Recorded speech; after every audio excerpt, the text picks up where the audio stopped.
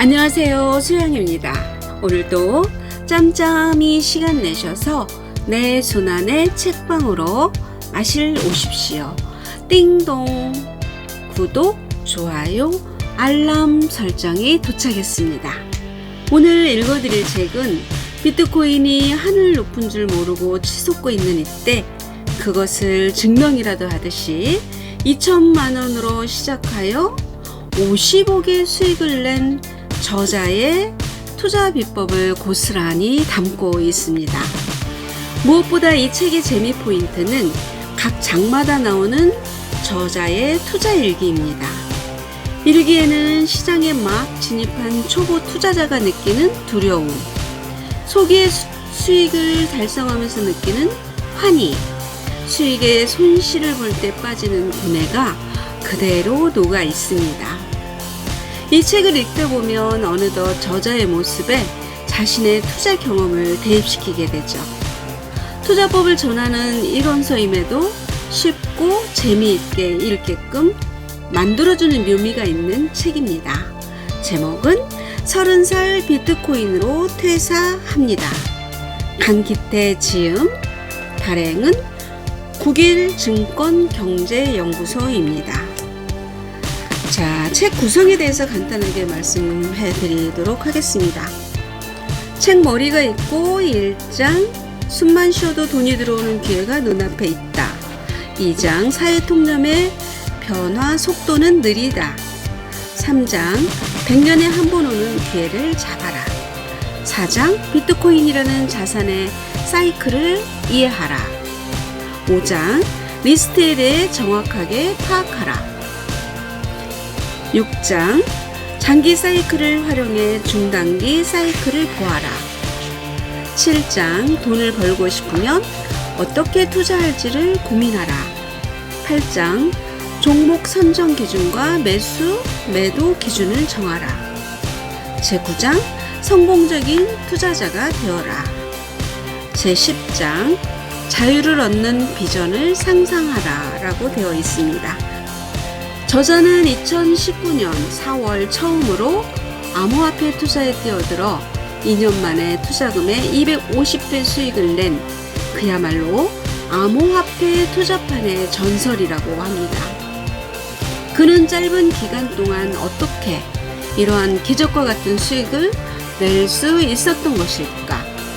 비록 암호화폐 시장은 늦게 발견했지만 저자는 투자의 기본을 알고 있는 투자자였습니다. 주식 시장에서 사용하던 기초적인 투자 이론과 마인드 컨트롤 방법을 암호화폐 투자에 성공적으로 적용시켰고 그 결과 경제적 자유를 얻고 퇴직이라는 쾌거를 30살이라는 젊은 나이에 일구어냅니다. 저자가 사용한 투자 이론, 투자법은 결코 어려운 것이 아니다. 오히려 너무 방대한 종류의 코인에 대한 공부, 복잡한 투자 공식은 독이 될 수 있음을 경고합니다. 무엇보다 저자가 투자에 있어서 가장 중요하게 생각하는 것은 심리, 마인드 컨트롤입니다. 복잡하고 가변적인 투자 공식은 금물이며 투자 공식이란 언제 어디서든 자신이 지킬 수 있을 정도로 단순해야 한다고 말합니다. 저자의 암호화폐 투자법을 4가지로 요약하자면 다음과 같습니다. 첫 번째는 비트코인 장기 사이클을 바탕으로 한 시장 진입과 퇴거다. 두 번째는 블록체인 기술의 가능성에 대한 믿음을 바탕으로 한 유명 코인의 발굴과 분산 투자다. 세 번째는 비트코인의 시장지 배력 지표를 바탕으로 한 비트코인과 알트코인의 보유 비율 변화다. 네 번째는 앞서 말한 철저한 매수, 매도 계획과 그것을 지키는 마인드 컨트롤이다. 이 책에서 소개하는 투자 비법은 코린이도 바로 따라하여 수익을 낼 수 있는 방법이다. 패턴만 알면 어렵지 않고 이 성만 유지한다면 위험하지도 않다. 마인드 컨트롤만 잘한다면 비트코인은 절대 위험하지 않을 뿐 아니라 고수익을 얻을 수 있는 최고의 투자 법인을 증명하고 있다고 저자는 말하고 있습니다. 자, 그럼 책 속으로 들어가 보겠습니다. 2019년 6월 세력의 투자일기. 시작과 동시에 수익이 생겼다. 운 좋게도 비트코인이 계속 상승한다. 이런 상승 장세에서는 스캘핑보다 장기 투자가 큰 수익을 얻을 수 있으리라고 생각한다. 그래서 섣불리 샀다 팔았다를 하지 않을 것이다. 내가 팔았을 때 갑자기 급등할지도 모른다. 어떤 인간도 급등이 언제 나올지는 예측할 수 없다. 그것은 신만이 알 것이다. 기본적으로 코인의 흐름은 이렇다. 비트코인 상승 후에 알트코인 상승이 오고 조정 장세가 온다. 이것의 반복으로 시장이 흘러간다. 그리고 장기적 관점에서 우상향한다. 유튜버들의 예상은 참고사항이 된다. 하지만 모두가 알트코인 불장이 일어날 것이라고 예상 중인 상황에서 비트코인만 지속 상승하고 있다. 참으로 박진감 넘치는 일이다. 이 시장에서 투자가 제대로 이루어지면 내 삶은 변한다. 무엇보다 신중하자. 이번 투자에 성공하는 것은 내 인생 비전을 이루기 위한 출발점이 될 수 있다. 경제적 독립에서 경제적 자유로 넘어가는 시기가 내가 계획했던 것보다 빠르게 됐다. 이 기회를 놓칠 수 없다. 비트코인 투자에서 성공하고 꿈꿔왔던 경제적 자유를 얻자. 네, 2장 사회 통념의 변화 속도는 느리다.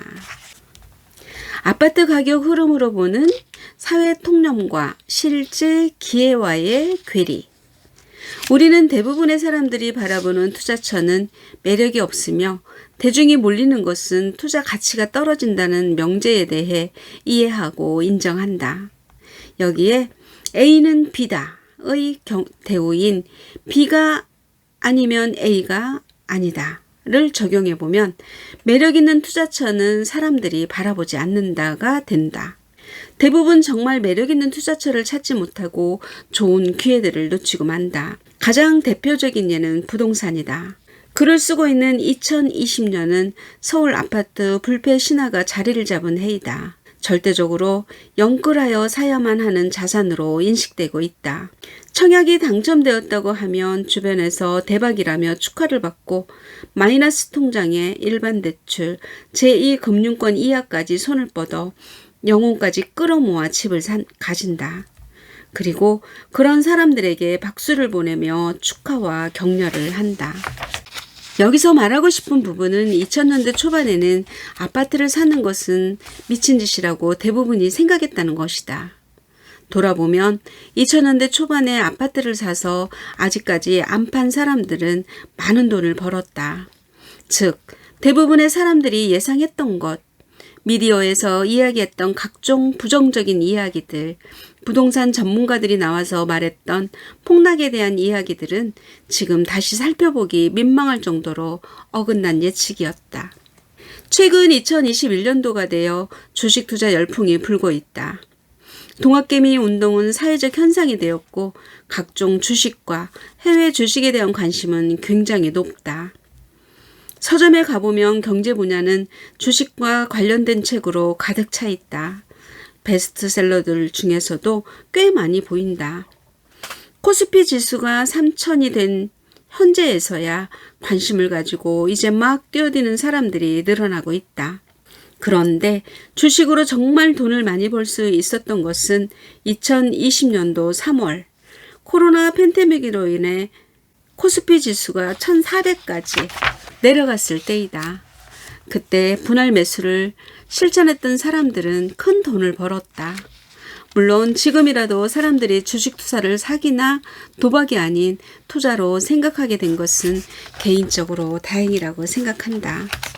비트코인의 진짜 가치. 그럼 왜 비트코인이 가치가 있고 이 상황에 대한 대안이 되는 기회인지 설명해 보겠다. 비트코인의 가치가 오르는 이유를 한 문장으로 요약하면 앞으로 비트코인에 대한 수요는 늘어날 것이고 비트코인의 공급은 줄어들기 때문이다라고 할 수 있다. 비트코인에 관심을 가지게 될 사람과 가지고 싶은 사람은 점점 늘어나는데 수량은 한정되어 있고 시장에 풀릴 수 있는 양은 2100만 개로 제한되어 있다. 많은 사람들이 비트코인이 화폐냐 아니냐에 대해 토론하고 비트코인이 화폐가 될 수 없는 이유에 대해 말한다. 그리고 비트코인이 달러를 대체할 수 없다는 이야기를 한다. 비트코인이 화폐가 될지 안 될지는 알 수 없다. 다만 비트코인이 왜 가치가 있는지에 대해서는 분명하게 말할 수 있다. 그리고 이걸 분명하게 이야기해야만 암호자산 투자로 흔들림 없이 나아갈 수 있다. 근본적으로 가치란 왜 생기는 것일까? 이런 생각을 해본 적이 있으신가 묻고 싶다. 가치라는 것은 어느 날 갑자기 가치가 있는 물건입니다 하고 짠 나타나는 것이 아니다. 예를 들어 금이라는 자산의 기원에 대해 살펴보자. 기원전 5000년경 태양을 숭배하던 고대 이집트인들은 반짝거리는 금을 태양의 상징으로 간주했다고 한다. 이때부터 권력자들은 금으로 된 투구를 쓰고 금 장신구를 사용하며 자신의 권위를 자랑했다. 기원전 650년경 현재의 터키 지역에서 금과 은을 3:1 비율로 섞어 만든 최초의 금화가 만들어졌다. 이후 고대 그리스와 로마에서 이 금화가 널리 사용된다. 이로써 장신구로만 쓰이던 금이 경제가치를 획득하게 되었다. 로마 제국이 몰락한 뒤에 금은 한동안 자취를 감췄지만 13세기 이탈리아 도시국가에서 중흥한다. 당시 플로린이라는 금화가 사용되었고 이는 한때 유럽의 기축 통화 역할을 했다. 근대가 시작되며 화폐가 생겼지만 사람들은 처음에 그 가치를 믿을 수 없었다. 1816년 영국이 금의 화폐 가치를 고정해 경제를 운영하는 근본 위제를 채택하고 나서야 사람들은 화폐를 조금씩 신뢰하였고 결국 20세기 초 모든 국가는 자국의 통화를 금의 1:1로 고정하였다. 금 역시 처음에는 돌덩어리였을 것이다. 노란색 돌덩어리를 말이다. 그런데 사람들은 그 노란색 돌덩어리가 가치가 있다고 느끼기 시작했고 그 생각이 많은 사람들에게 전해졌다. 그리고 현대에 와서 금은 가치가 있다고 모두가 합의를 보게 된 것이다. 우리에게 친근한 아파트를 예를 들어보자. 아파트의 가격은 어떻게 형성되는가? 사람들이 가치가 있다고 생각하는 만큼 그 가격이 오르지 않는가? 서울에 있는 아파트 중에서도 학군이 좋고 교통이 좋으며 역세권에 있는 아파트가 가치가 있다고들 한다. 즉, 본질적으로 가치라는 것은 많은 사람들로 하여금 인정을 받을 때 생겨난다는 것이다. 그리고 다시금 올라간 가격으로 인해 더욱 가치가 있는 것으로 여겨진다. 비트코인의 이야기를 해보자. 2016년도 비트코인이 가격이 저렴했을 때보다 2017년도 가격이 훨씬 많이 올랐을 때 사는 사람과 파는 사람이 많았다. 파는 사람들이야 가격이 올랐으니까 판다고 생각할 수 있는데 사는 사람들이 늘어난 이유는 뭘까? 비트코인이라는 시스템은 그대로인데 가격은 많이 올랐을 뿐이다. 왜 사람들은 가격이 저렴할 때 사지 않고 가격이 올랐을 때 사려고 하는 것일까? 가격이 올랐을 때 비로소 사람들은 그것이 가치가 있는 것이라고 여기기 때문이다. 더 나아가 가격이 올라야만 가치가 있는 것이라고 생각한다. 투자에 참여하는 입장에서는 가치 있는 것이 가격이 저렴하면 더욱 투자하기 좋은 여건인데도 반대로 생각한다. 이것을 투자자의 비합리성이라 한다. 이러한 부분들이 왜 생겨나는지에 대해서는 뒷장에서 다루도록 하겠다. 다시 본론으로 들어와서 가치라는 것은 결국 사람들이 믿을 때 생겨나는 것이다. 비트코인의 가치가 생겨나는 가장 근본적인 이유는 많은 사람들이 비트코인의 가치를 믿기 시작했기 때문이다. 이것이 가장 원론적이고 확실한 이유가 될 것이다. 처음 비트코인이 탄생하고 10원이 되자 당시 비트코인을 아는 사람들은 모두 기절할 만큼 놀랐었다는 사실을 알고 있는가? 그리고 그것이 반토막이 나고 2원으로 내려갔을 때 많은 사람들이 역시 사기다 라고 말했다. 그러던 어느 날 2010년 5월 22일 한 소프트웨어 개발자가 비트코인으로 피자를 계산해 먹는 일이 일어난다. 암호화폐 업계는 그날을 피자데이라 하여 오늘날까지도 굉장히 역사적인 날로 기록하고 있다. 실제적으로 비트코인과 물품을 교환한 첫 번째 사례이기 때문이다. 비트코인은 신원 불분명의 프로그래머 나카모토 사토시의 백서로부터 탄생했다고 전해진다. 2008년 금융위기로 인해 현대 금융 시스템에 대한 불신이 팽배해진 시점이었다. 그렇게 비트코인은 2009년 탈중앙화를 목표로 기존 화폐와 금융 시스템에 대한 대안으로 탄생했다. 이 얘기를 처음 듣는 독자들이 있다면 이것 자체로도 굉장히 놀라울 것이다. 정말이라고 놀라셨겠지만 실제로 그러하다. 어느 날 나카모토 사토시에 의해 짠 하고 나타난 것이 아니라 나름의 학술적 역사와 전통 속에서 나온 결과물이라는 것이다. 해당 분야에 대해 연구해오던 사람들 사이에서 그 개념이 탄생했고 점차 발전해 나카모토 사토시에 의해 완성되었다고 볼 수 있다. 그러던 중 금융위기가 발생했다. 은행이라는 시스템과 국가의 신용보증이 결코 각 개인의 자산을 완벽하게 보증해 줄 수 있는 것이 아니라는 것을 깨닫게 되었다. 비트코인 사이클의 이해. 비트코인은 4년에 한 번씩 있는 반감기라는 사건을 기준으로 상승과 하락의 사이클을 갖는다. 아마 반감기가 무엇인지 모르는 독자들도 많을 것이다. 비트코인을 얻기 위해서는 거래소에서 비트코인을 매수하는 방법과 비트코인을 채굴하는 방법이 있다. 비트코인 채굴을 위해 채굴기를 돌리는데 반감기는 그 채굴량이 반으로 줄어드는 시기이다. 예를 들어 10개가 채굴되다가 갑자기 채굴되는 양이 5개로 줄어드는 것이다. 비트코인은 지금까지 2012년 11월 28일, 2016년 7월 9일, 2020년 5월 12일 총 3번의 반감기를 맞이했다.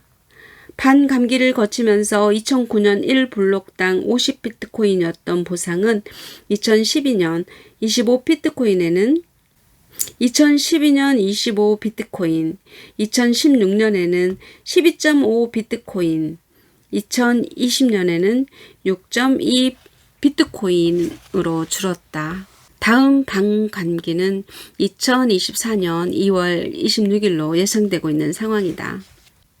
이 책을 읽는 독자님은 2019년에 비트코인에 대해 관심이 있었는지 묻고 싶다. 2019년 당시 비트코인은 사회 통념상 사기로 분류되었다. 비트코인 투자를 하면 마치 이상한 사람처럼 취급되었다. 그래서 어디 가서 비트코인에 투자하고 있다고 말조차 꺼낼 수 없는 상황이었다. 그런데 그들이 지금은 비트코인에 대해서 관심을 가지고 공부를 해보려고 하고 있다. 저자 역시 마찬가지다. 2018년까지 비트코인에 대해서 관심이 하나도 없었다. 아니, 정확히 표현하면 알고 싶지도 않았고 비트코인에 대해 이해하려고 노력하는 사람들을 신흥 사이비 종교 집단처럼 여겼다. 굳이 고개를 돌려서 보고 싶지도 않았던 것이다. 그런데 저자는 2021년이 되어 비트코인 투자와 관련된 책을 출판하고 있고 독자님은 비트코인에 대해 관심이 생겨서 이 책을 읽고 있다.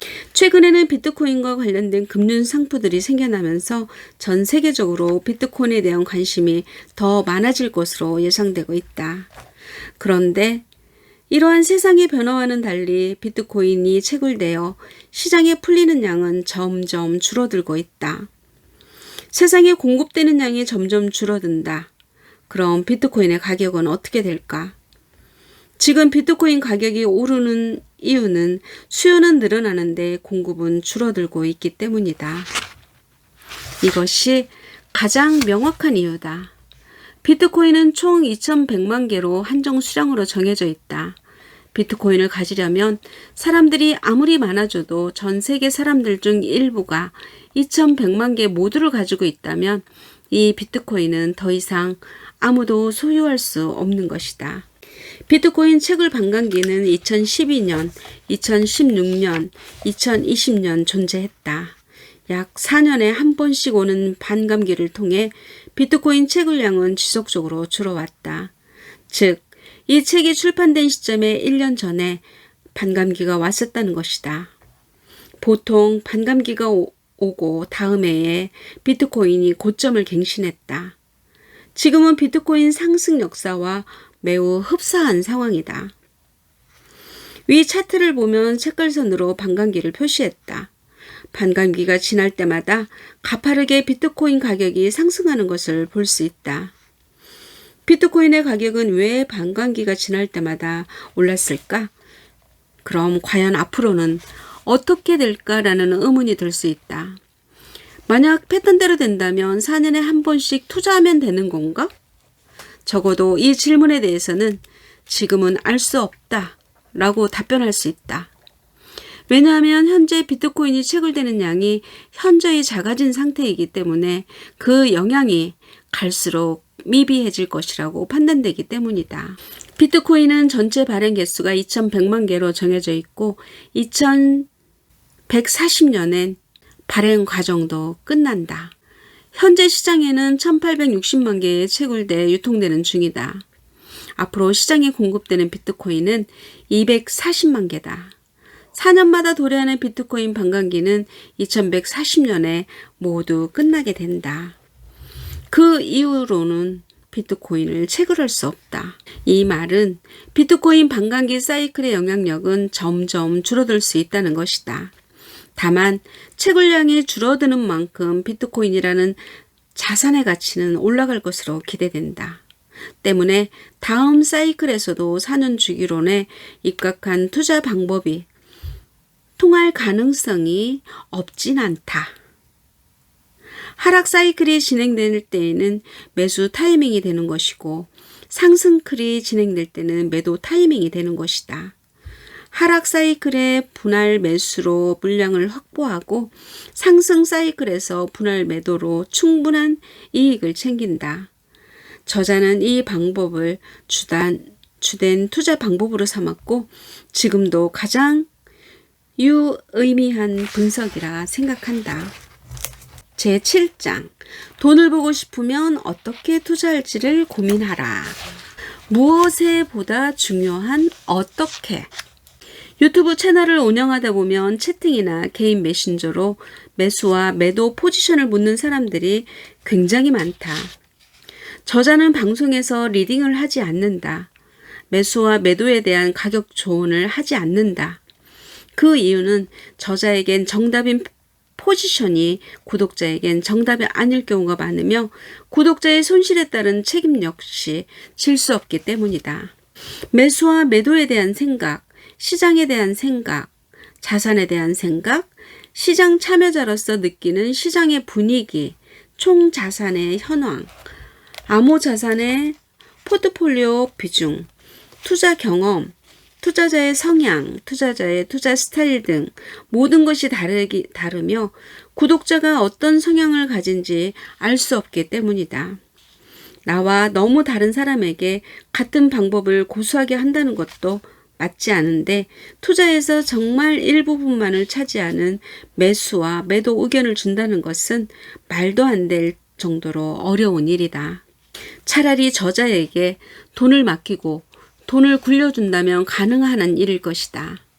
하지만 카톡 메신저로 시시각각 변하는 시장 환경 속에서 매수와 매도를 주도한다는 것은 말도 안 된다고 생각한다. 그래서 각자가 자신에게 알맞다고 생각되는 투자 방법을 찾아내야 한다는 것이다. 이 투자 방법을 찾아내는 과정이 투자 공부에서 가장 중요한 요소라고 생각한다.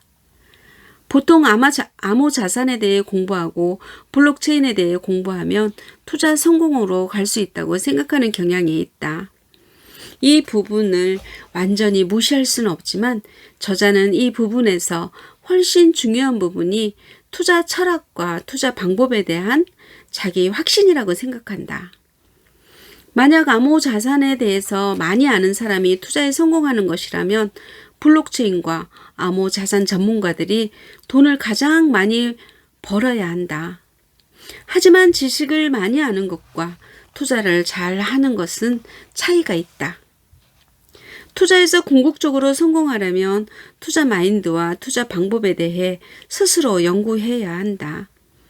저자 역시 2015년부터 시작한 주식시장에서 수많은 트레이딩 실패 경험을 했고 2019년 비트코인 상승 직전에 코인장에 들어와서 수익을 보다가 수익분을 전부 반납하고 나서야 나에게 알맞은 투자가 무엇인가에 대해 깨달음을 얻게 됐다. 누군가가 알려준다고 자신도 한 번에 될 수 있다고 생각하기보다는 정말 본인에게 무엇이 맞는지, 왜 그래야만 하는지에 대해 당위성을 확보한 후 투자가 진행되었으면 한다는 메시지를 전하고 싶다. 투자 방법에는 여러 가지가 있다. 짧은 거래를 반복할 수도 있고 길게 들고 있다가 팔 수도 있다. 저자는 저자만의 확고한 방법이 있다. 저자에게는 포지션 변화를 거의 주지 않으면서 가끔 가다가 한 번씩 매매를 하는 방법이 잦은 트레이딩 방법보다 잘 맞았다. 많은 투자자들이 수면제를 먹고 푹 자다가 일어난 후 확인하면 성공에 있을 것이라 추천한다. 이 말처럼 가장 좋은 방법은 포지션 변화를 최소화하는 것이라고 생각했다. 어떤 사람들은 끊임없이 사고팔기를 반복하며 재산을 늘려나간다. 이것에 성공하는 사람은 지극히 드물다고 생각하지만 간혹 매수와 매도를 반복하며 슈퍼개미가 되었다는 사람들도 있으니 완전히 없다고 부정할 수는 없다. 이런 초단기 트레이딩을 즐기는 트레이더의 눈에 저자 같은 장기 투자자는 기회비용을 끊임없이 지불하는 바보처럼 보일 수도 있다. 이런 트레이너들을 장기 포지션을 가지고 가게 되면 마음이 불편하다. 이들은 몇 번은 장기 포지션을 시도해봤을 수도 있다. 하지만 그때마다 마음이 불편하여 끝끝내 참지 못하고 손가락이 움직였을 것이다. 그럼 이런 사람들에게는 투자 마인드를 바꿔야 한다고 말하는 것이 정답일까? 아니다. 그것은 투자자 본인이 결정해야 하는 문제라고 생각한다. 장기 투자도 나름의 리스크가 아예 없다고 할 수는 없다. 위에서 단기 트레이더들이 지적한 기회비용의 문제도 분명히 있으며 장기 투자한 자산이 비전대로 가지 않고 중간에 문제가 발생한다면 그때의 위기는 어떻게 감당할 것인가? 저자의 방식이 정답이라고 말하고 싶지 않다. 하지만 그럼에도 많은 투자자들이 쉽게 수익을 낼 수 있는 방법은 장기 투자라고 생각한다. 그리하여 저자가 어떤 방법으로 장기 투자를 진행하고 좋은 투자를 하기 위해 어떤 트레이딩법을 이용하는지 자세히 서술하고자 한다. 제8장 종목 선정 기준과 매수 매도 기준을 정하라. 반드시 실천해야 하는 분할 매수 매도. 분할 매수와 분할 매도란 매수와 매도 시에 시간을 두고 금액을 조금씩 나눠서 하는 것이다. 이런 분할 매수와 분할 매도를 실천하지 못하는 투자자들이 많다. 만약 1,000만 원을 투자하기로 마음먹었다면 비트코인 가격이 조금 내려갔을 때 300만 원을 매수하고 조금 더 내려갔을 때 300만 원을 매수하고 더 내려갔을 때 400만 원을 매수하는 방식으로 나눠서 시장에 진입해야 한다. 이 방식을 실행하면 각각 매수에 들어갔던 가격의 평균값으로 평단가가 정해질 것이다. 이것이 분할 매수이다. 반대로 분할 매도는 만약 비트코인 1,000만 원을 매도할 계획이라면 300만 원을 우선 매도하고 가격이 더 올라갔을 때 300만 원 매도, 더 많이 올라갔을 때 400만 원을 매도하는 방식으로 시장에서 빠져나오는 것을 가리킨다. 분할 매수와 분할 매도의 개념에 대해서는 대부분이 알고 있지만 이 방식을 완벽하게 실천하는 투자자는 거의 없다고 보여진다. 여러 가지로 도움을 주는 방법임에도 불구하고 말이다. 분할로 거래해야 하는 첫 번째 이유는 거점과 고점을 투자자가 정확히 파악할 수 있는 방법이 없기 때문이다. 투자자가 처음 매수에 들어가는 가격이 최저점일 가능성은 거의 제로에 가깝다. 만약 저점을 잡았다면 그것은 운에 가깝다. 내가 매수한 가격보다 더 내려갈 가능성이 무조건 있다는 전제하에 분할 매수를 해야 한다. 그렇게 된다면 만약 내가 매수를 한 시점이 고점이라고 할지라도 거시적 관점에서 매우 낮은 가격에 평단가를 잡아 장기적으로 큰 수익을 가져가는데 유리하다. 분할 매도의 경우에도 마찬가지이다. 우리는 매도 시점을 정할 때 그 지점을 고점이라고 평가하여 매도를 결정한다. 하지만 우리가 매도를 결정할 시점이 고점일 확률은 매우 낮다. 그래서 첫 매도에 전량 매도를 결정하기보다는 최소 2분할 정도로 매도를 진행하는 것이 좋다. 고점 매도에 실패했을 경우에는 나머지를 더 높은 가격에 팔면 되고, 만약 첫 매도 시점이 고점이었다면 조금 아쉽긴 하지만 그래도 나쁘지 않은 매도가 가능하다.